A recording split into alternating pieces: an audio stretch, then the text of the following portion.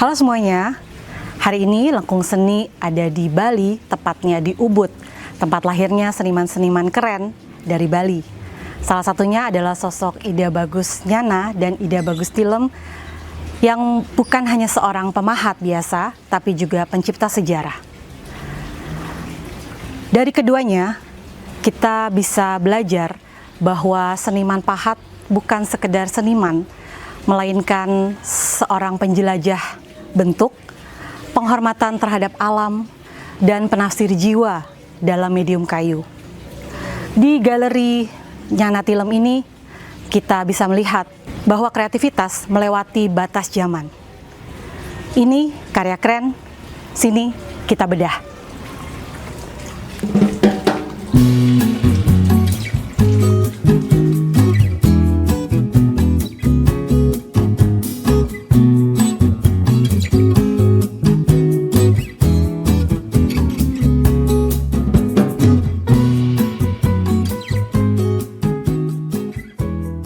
Kali ini saya sudah ada di galeri Nyana Tilem bersama dengan Pak Ari Purnama, anak ketiga dari Pak Tilem dan cucu dari Pak Nyana. Selamat sore, Pak Ari. Bisa dijelaskan Pak, ini kita ada di ruang pamer ya Pak ya? Ruang pamer di galeri Nyana Tilem yang ada di Ubud ya Pak ya, di Desa Mas, Ubud. Yeah. Dan ini adalah desa tempat lahir kedua maestro pahat tersebut. Dan kali ini saya akan berbincang tentang karya-karya para maestro ini. Yang di sebelah sana ada karya-karya Pak Nyana, Pak Tilem sebelah situ. Oke, Pak Tilem, dan ini di sini sebelah Pak Nyana. Mungkin saya pengen tahu Pak Ari, sebenarnya ini kan bapak dan anak ya Pak ya? Betul. Pemahat ini ya. Yeah. Pak Nyana sebagai bapak dan Pak Tilem sebagai anak ya. Nah, tapi kalau saya melihat tadi dari sejak masuk dan saya juga melihat referensi-referensi Pak, itu memang ada perbedaan ya Pak ya, dari segi teknik pemahatan dan juga pemilihan inspirasi dari senimannya gitu Pak. Iya. Nah, Bapak sebagai pihak keluarga mungkin bisa menerjemahkan sekaligus mungkin ada cerita-cerita dari kakek maupun Bapak yang bisa di-share kepada penonton Lengkung Seni. Silakan Pak. Kalau dari teknik pemahatan itu biasanya hampir sama ya Pak ya. Teknik pemahatan, cuman hasil karyanya, nah di situ perbedaannya ada antara kakek dan ayah. Nah, di situ perbedaannya, kalau kakek memang pada dasarnya orang di Bali semua berdasarkan dari cerita-cerita epos, Ramayana, Mahabharata segala macam, termasuk belakangan kami bikin apa yang dituangkan di pahatan patungnya itu. Beliau menuangkan dalam bentuk keseharian orang masyarakat di Bali, seperti itu. Khususnya di sekitar Ubud ya Pak? Ya, terutama ya di sekitaran kami di sini, terutama ya. Kebetulan kakek juga seorang pemangku, pemangku artinya pengemong pura. Kebetulan ayah juga sebagai seniman dan sebagai juga pengusaha mungkin ya. Belakangan terakhir sebelum beliau meninggal juga sebagai pemangku juga. Nah, di sini perbedaan beliau kakek sama ayah, terutama hasil karyanya hampir mungkin ayah maksud saya. Ayah itu mengikuti sedikit gayanya kakek, kesederhanaan, modernnya itu hampir sama. Cuman dari hasil pahatannya, kakek itu kan seorang pemalu juga, pendiam. Nah, beliau menuangkan isi hatinya itu ke pahatannya, patungnya. Patungnya. Nah, di situ beliau karena tidak bisa, sedikit bicara, beliau nuangkan dalam bentuk patung, dan patungnya itu kebanyakan patungnya lucu-lucu. Lucu ya, dari bentuk ekspresinya ya Pak ya? Ekspresinya terutama, ekspresinya, kalau kadang-kadang bentuknya. Bentuknya kenapa beliau salah satunya, kenapa beliau membuat seorang yang bulat-bulat, gemuk. Nah, di situ orang gemuk itu kan dianggap lucu ya Mbak. Betul. Nah, itu dianggap lucu, kemudian mungkin di situ ekspresinya dituangkan seperti itu. Nah, kalau ayah di sini beliau lebih juga mengikuti ya, kadang-kadang ada yang gemuk, ada yang situ, tapi beliau lebih serius. Karena serius dalam penampilan ini, ekspresi hasil terutama figurnya ya, Oke. ekspresi terus terutama bagian-bagian yang atau cerita-cerita yang serius-serius tentang kehidupan terutama. Oke. Nah, tentang kehidupan apa yang beliau alami. Nah, di situ dituangkan dalam patung. Oke. Nah, di situ. Nah, makanya agak serius dan kadang-kadang patungnya Mbak Ayah itu ada filosofinya yang pernah diceritakan. Kalau kakek, beliau tidak pernah menceritakan apa tema yang sebenarnya. Karena beliau karena tadi saya bilang pemalu ya, beliau pendiam pendiam ya. sebenarnya. Nah, di situ yang makanya kami itu yang membedakan antara ayah dan kakek. Dari karakteristik Ya, hasil ini, karakternya hasil berbeda pahatannya hasilnya ya. ya. Nah, itu yang banyak terutama di ekspresi muka kami bisa membedakan antara kakek dan ayah. Serius dan lucu lebih ya, lucu, humoris seperti ya, humorisnya kita sebutnya. di situ kelihatan seperti itu. Nah, dari karya-karya ini Pak, tadi apa namanya ada beberapa karya yang ini ya Pak ya, yang belum selesai juga ya dari beliau ya, dari baik Pak Nyana maupun juga Pak Tilem ya. Ada. Itu karya yang mana Pak? Boleh ditunjukkan? Boleh. Kalau ini sebelah sini ya. Kalau ini karya Pak Tilem, itu yang juga karya Pak Tilem, itu ada di sebelah sana juga ada. Ini belum selesai. Nah, itu beliau itu berkarya tidak setiap hari, Mbak. Beliau mulai berkarya itu menemukan dulu kayunya. Kayunya dulu. Ketemu kayunya, baru beliau dapat inspirasi. Dapat inspirasi kembali. Nah, di situ dituangkan dalam bentuk tulisan seperti ini. Di sketsa ya. Di sketch dulu. Nah, kemudian kapan beliau mood untuk memahat, baru dipahat sedikit-sedikit. Nah, kebetulan ayah baru sempat membersihkan dan men-sketch saja. Akhirnya beliau tahun 88 Desember itu beliau kena stroke. Tahun 88 ya Pak? Ya, 88 Desember pas kebetulan tanggal 13. Ini hari ini ya? Iya, dan hari ulang tahunnya juga hari ini. Hari ini juga. 13 Desember. Nah, sakitnya pun antara 13 Desember juga. Kebetulan sakitnya kena stroke-nya. Iya. Nah, di situ tapi 88 beliau lahir tahun 36. Nah, itu kena stroke, akhirnya pahatannya ini tertunda. Pernah kami juga nyoba bertanya kepada Bapak. Ayah, boleh nggak diselesaikan sketnya ini? Malah beliau nggak ngasih. Biarkan seperti ini, seperti itu. Mungkin karena tidak mau ini ya? Ya, karena kan tidak mau ini beliau yang punya, gitu seperti itu. Ya itu. Kalau yang punya kakek ada yang di sebelah sana di atas lemari di situ di dalam. Ini juga Pak ya? Ini juga belum selesai. Ini ya, ini juga belum selesai. Ini karya ayah. Ada anaknya Pak ya? Ini sebenarnya ini kan ceritanya ibu yang harusnya kalau nggak salah ceritanya sempat saya dengar ini ibu mengajarkan anak supaya tidak minta, semua meminta seperti itu. Nah, ini mungkin karena gambaran kepada anak-anak terutama kami diajarkan seperti itu biar tidak meminta terus meminta seperti itu. Itu makanya kami keep apa yang adanya seadanya, kami keep seperti itu. Ini padahal lagi sedikit sebenarnya, Mbak.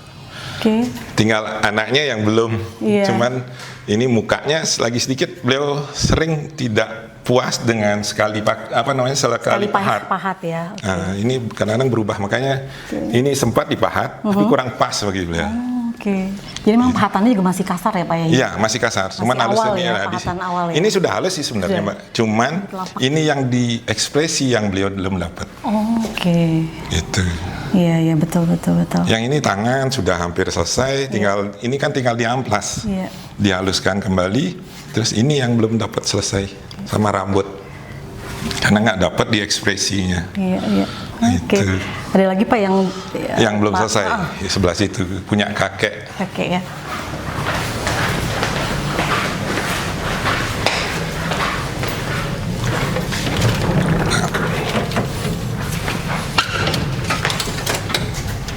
Ini salah satunya punya kakek. Ini hampir selesai. Ini si kembar. Ceritanya kembar. Kembar. Ya, temanya kembar. Ini juga belum selesai. Oke. Jadi ada beberapa karya yang memang belum selesai, belum sempat selesai ya. Oke. Iya sih, ekspresinya sangat ini ya. Iya, lucu-lucu sih. Ekspresi yang lucu, ya betul. Ini karya ayah juga, tapi belum, memang mungkin nggak sampai selesai itu. Iya. Nah itu, ini juga karya ayah. Sempat ini kan kayu kebetulan dapat segini Mbak. Iya. Dibuat sketch bentuk sedikit. Nah itu seperti itu belum selesai. Jadi lebih kepada cari bahannya dulu ya Pak ya. Jadi kayunya dulu yang ditemukan ya. Sering baru ya. Baru ketemu ide. Oke, seperti ini Pak tadi menarik juga ya. Yang kalau yang ini kan dari akar ya. Iya. Akar, kemudian temanya dibikin apa setelah menemukan kayu seperti ini. Nah, apa dibikin crab atau seperti Iya, betul. Tidak langsung seperti gayu gelondongan, dipahat mengikut buat seperti harus buat seperti ini kan, seperti itu enggak. Oke. Iya, makanya ayah sama kakek tidak pernah menerima pesanan untuk bikin ini bikin itu. Oh, jadi murni adalah karya dari hati beliau, ya? dari pikiran beliau semua itu. Oke. Itu yang saya tahu Mbak. Iya. Pernah Bapak nggak pernah mau menerima pesanan seperti itu untuk karyanya beliau ya. Oke. Nah, gitu. Dan tadi saya mendengar Pak sempat ngobrol-ngobrol ya Pak kita sebelum ini Bapak bilang bahwa Bapak itu komit untuk tidak menjual karya semenjak tahun 1964 ya. Itu bisa diceritakan nggak Pak kepada penonton? Ayah Pak Tilem, Ida Bagus Tilem, tahun 1964 diberi mandat oleh pemerintah mengikuti acara Indonesian saya nggak tahu persisnya, internasional mengikuti itu di New York World Fair. Di situ beliau mengikuti selama berapa bulan di situ.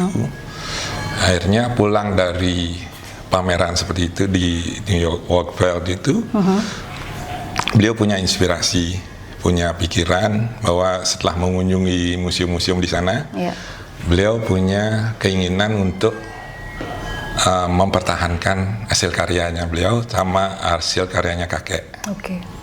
Di situ berusaha mempertahankan apa yang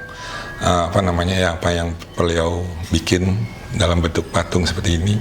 Dia berusaha mempertahankan untuk generasi kedepannya, terutama kami ini anak cucunya semua, biar ada seperti buku ilmu bagi kami bahwa ini loh karyanya kakekmu, karya ayahmu, seperti itu. Wujud nyatanya ada ya Pak ya, karyanya. Itu yang inti awalnya, beliau juga seperti itu.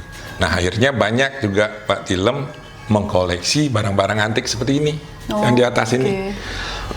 Tujuannya ilmu bagi kami generasi mendatang. Kalau ini seniman lain ya? Seniman lain yang ini benar-benar antik.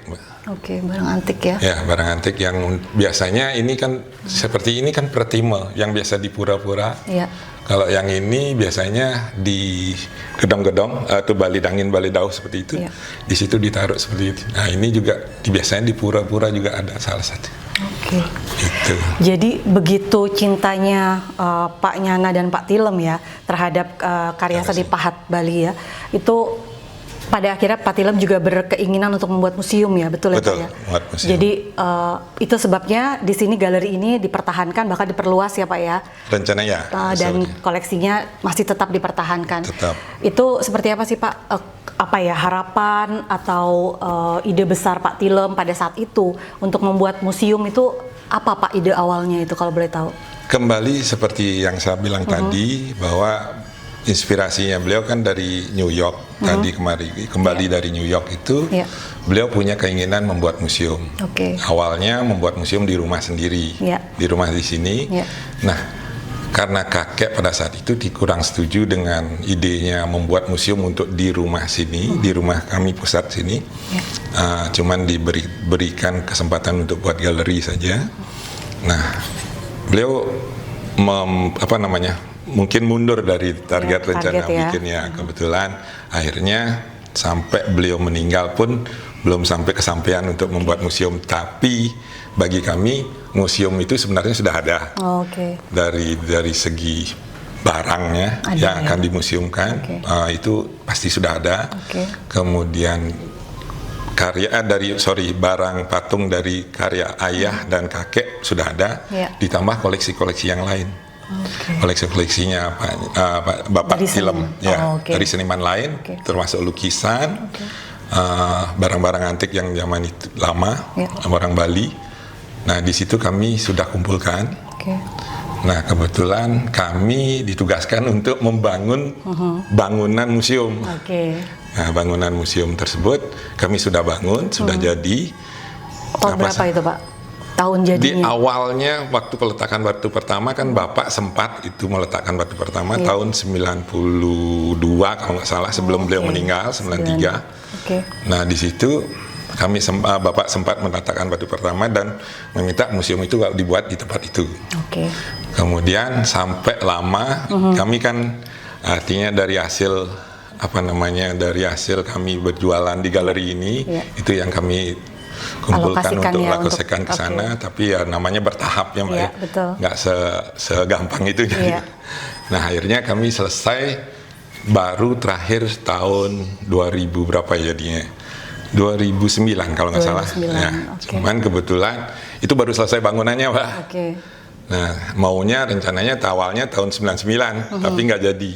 2009 akhirnya 2000 berapa itu kami buka tahun 2019 ya. Di situ buka, akhirnya kalau 2017 kalau nggak salah, 2017 dibuka, kena COVID, kami sementara tutup untuk koleksi ya.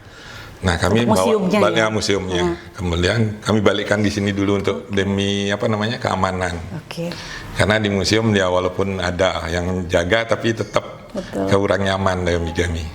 Kebetulan tim Lengkung juga sempat mampir ke sana dan kita melihat memang sangat megah dan sangat baik ya untuk sebuah museum ya Pak ya. Gitu ya, tapi mungkin karena situasi dan kondisi juga akhirnya dipindahkan kembali ke galeri keluarga, dan inilah karya-karya dari Pak Nyana dan Pak Tilem. Boleh dijelaskan juga Pak, saya dengar-dengar juga ada beberapa orang penting yang juga sudah pernah berkunjung ke sini untuk melihat langsung karya Pak Nyana dan Pak Tilem. Itu bisa dijelaskan Pak?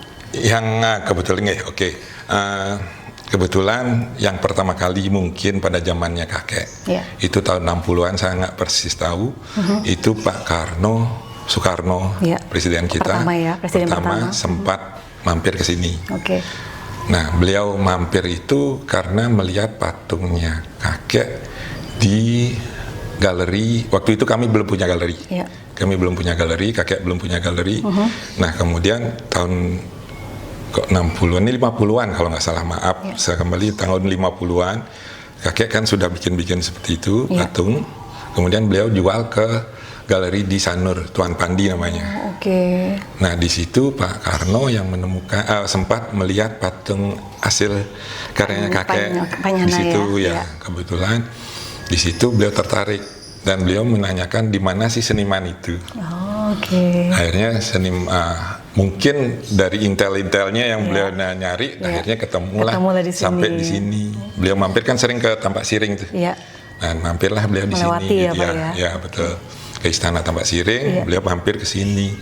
Sempat kalau nggak salah naik helikopter, beliau turun di sini di lapangan. Waktu itu Bapak umur berapa? Saya belum lahir. Belum lahir, tapi dengar cerita ya Pak ya? Dengar cerita-ceritanya ayah sama om semua, cerita dari orang-orang desa di sini pun cerita bahwa sampai ada atapnya sampai terbang. Karena kan atap-atap masih tradisional jerami, pakai jerami seperti itu. Nah, di situ setelah itu banyak, setelah Bapak bikin galeri, Pak Soeharto juga pernah. Pernah datang juga? Pernah juga tahun 70-an waktu itu. Pak Harto, Pak Adam Malik udah biasa sering kesini. Beliau berbolak-balik kesini. Pak B.J. Habibie juga sering kesini. M. Yusuf, Menteri Menkumham, seperti zaman itu ya. Di situ ada clippingnya Mbak. Siap. Nah, kebetulan itu, terus siapa lagi ya? Artinya kalau dari luar negeri, dari luar negeri, Raja Hussein Yordania pernah. Kebetulan Ratu Juliana dari Amsterdam, Belanda. Beliau juga sempat mampir banyak. Raja Bulgaria Bulgaria Iya, ya, betul. Bulgaria. Terus kemudian banyak sih sebenarnya yang Termasuk artis ya Pak ya? artis sebagian besar ada yang datang juga Pak ya, Iwan artis. Tirta sering ke sini karena sering beliau juga diskusi sama Bapak. Soal seni ya? Ya, soal seni sering diskusi gitu. Menarik. Artis beberapa ada yang kalau artis kan karena kebetulan juga Bapak ketemu artis di New York waktu itu dengan Rahayu Effendi. Oh, oke, tahu. Sama siapa nama beliau? Ibu Rahayu Effendi. Iya, siapa namanya orang Jawa kalau nggak salah. Itu artis lama yang ya sangat ingat namanya. Supomo apa tuh siapa? Yang main nggak ingat saya Lost Man itu. Oh, oke. Pernah lihat ini Lost Man itu? Iya. Nah, di situ saya lupa namanya. Oke. Itu sering juga kalau artis-artis. Oke. Baik, Pak. Jadi kalau mungkin pertanyaan terakhir ya, Pak ya. Iya. Yang Bapak inginkan nih dari pihak keluarga ya, Pak ya, dengan adanya galeri ini dan terus mempertahankan karya-karya dari Pak Nyana dan Pak Tilem ini, apa yang Bapak harapkan untuk generasi muda atau untuk pecinta seni atau juga untuk seniman muda atau apapun yang terkait dengan dunia seni rupa di Indonesia, Pak? Ya, satu, saya sudah berpesan juga sama anak-anak kami. Saya punya anak, saya berpesan saya kepada anak-anak biar berusaha mempertahankan apa yang sudah ada ini, terutama apalagi ini karya-karyanya kakeknya sama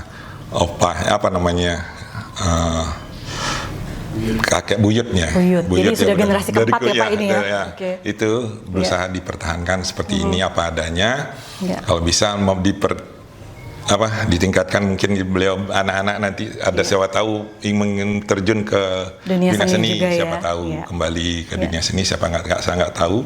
Mudah-mudahan ke depannya. Nah, di sini bagi kami ini seperti yang saya bilang tadi, ini sebuah buku atau ilmu pengetahuan tentang seni, terutama seni tradisional ada di sini. Seni modern juga ada, dari orang-orang Bali, modern orang-orang Bali juga ada. Nah, di situ biar tidak dianggap orang Bali itu lupa seperti itu saja dan biar tidak lupa dengan tradisinya sebetulnya. Itu aja sih. Dan yang sederhana aja, Mbak. Iya, memang tradisi itu adalah kebanggaan bagi orang Bali ya, dan masyarakat Bali masih sangat memelihara budaya mereka. Gitu, seperti itu. Dan Pak pengennya Nyana, seperti itu. Dan Pak Nyana, Pak Tilem dan juga keluarganya juga punya pandangan yang sama bahwa tradisi itu harus diteruskan dan harus dipertahankan sampai ke anak cucu, cicit. Seperti itu ya Pak ya. Baik, kalau begitu terima kasih banyak Pak Ari atas waktunya untuk Lengkung Seni bisa hadir di sini. Terima kasih sama-sama. Nanti kita ketemu lagi. Mudah-mudahan kita ketemu lagi nanti. Terima kasih banyak Pak Ari.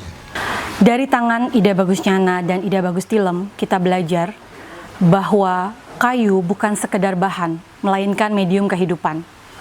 Dari keduanya juga kita belajar, seni pahat tidak lahir dari kekuatan tangan, melainkan dari kemampuan untuk melihat potensi dari sesuatu yang terlihat biasa. Melalui galeri Nyana Tilem, warisan itu akan tetap hidup.